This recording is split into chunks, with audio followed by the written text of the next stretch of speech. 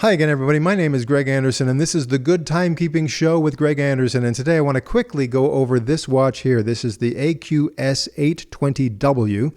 It's available in 3 different color combinations out there. One of them has a negative display. The other 2 have the positive LCD, which, I refer to the positive LCD as these dark characters against a light background. And I prefer that. Some people, prefer the other. But I prefer this kind of a display because I think it's just easier to read. So anyway, this is what the watch looks like. You'll see that the watch band is maybe not as tough as you would find on a G-Shock watch, but not bad nonetheless. The back of the watch, not bad. It has a kind of a stamped metal back there with 4 little screws holding that on. But you know what? You probably never have to open this watch up to do anything inside of it because it's a tough solar watch. It automatically charges itself because it has a solar cell built into the face of the watch.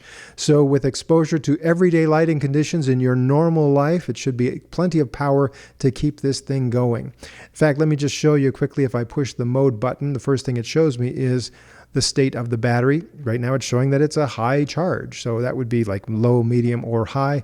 As long as it's on medium or high, should run just fine. And that's what you're going to find here. Next mode is your world time mode, and you can set that to different time zones around the world. I happen to have that set to UTC, and if I forget what it's set to, I can just tap the search button and it'll say, that's UTC.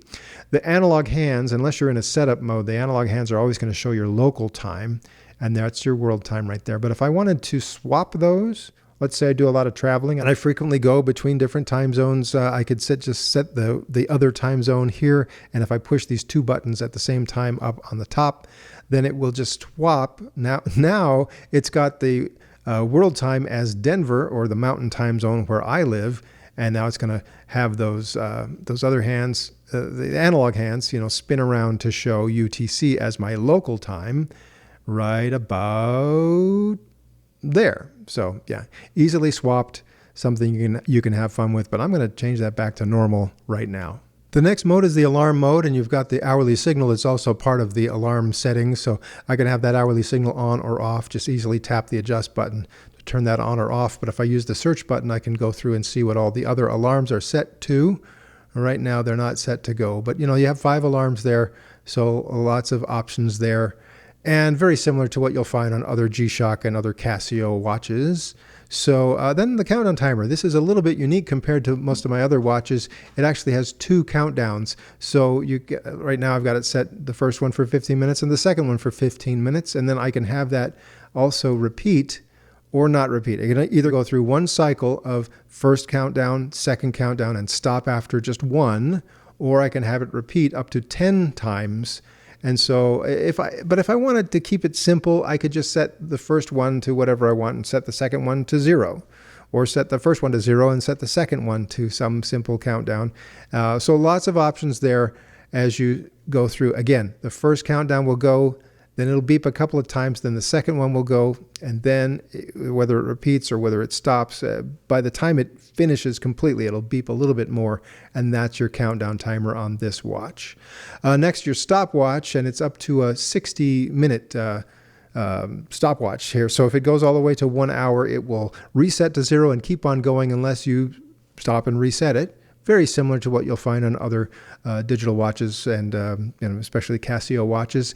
And then you're back to your regular timekeeping mode. Right here, it's showing the day of the week plus seconds, or if I tap the search button, it can show the month, date, and seconds right there. Or right there, I can have hours, minutes, and seconds. And that can be a display in either a 12-hour or a 24-hour mode for you there. The backlight on here, pretty straightforward. There's a button on the upper right, and has a little amber glow that looks like coming from the left side. Works pretty well. Of course, it doesn't light up the face at all, just the digital display. And if I wanted to, let's just see what I can do. Okay, there's a little bit of luminous material on the tips of the hands, but otherwise not a lot of glow-in-the-dark action going on there. This is what the watch looks like on my wrist. I have about a 7.5-inch wrist, and you can see there's still plenty of room there for a larger wrist or a smaller wrist. And it's a pretty lightweight watch, very comfortable. It's a big face, so compare it to something like this G-Shock Square there, and you can see, yeah, it's big, but I'm used to the big watches now, so just something to keep in mind.